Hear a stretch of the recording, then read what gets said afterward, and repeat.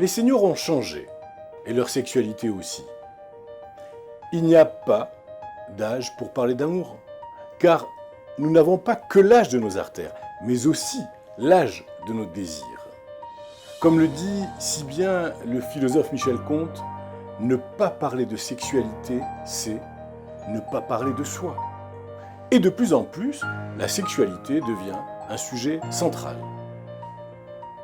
On peut dire, sans risque de se tromper, qu'il existe un boom de la sexualité des seniors.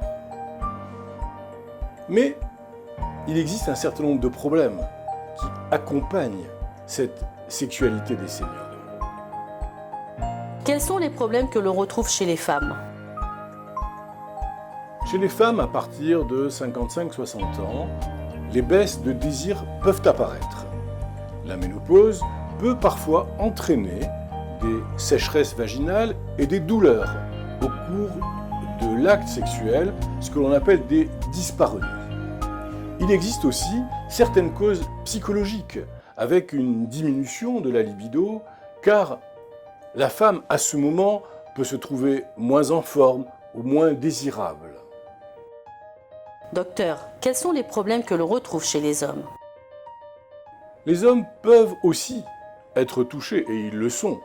Ainsi, lors de l'andropause, la testostérone circulante baisse, et le désir aussi.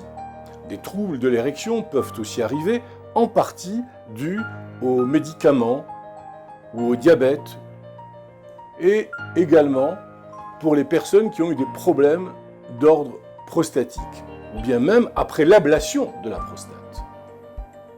Est-ce qu'il existe des remèdes pour une sexualité épanouie ? Oui, je le dis d'emblée, oui.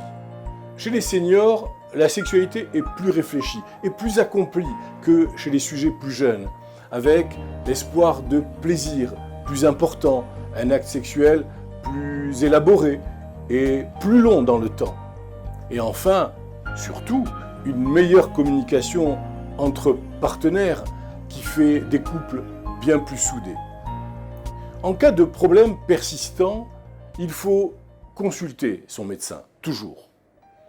La médecine a fait beaucoup de progrès et de nombreux traitements peuvent être proposés aujourd'hui, et ce, avec une réelle efficacité. Faire l'amour, à tous âges, permet de ralentir le vieillissement et surtout de mieux vieillir, c'est-à-dire de rester en bonne santé physique et mentale.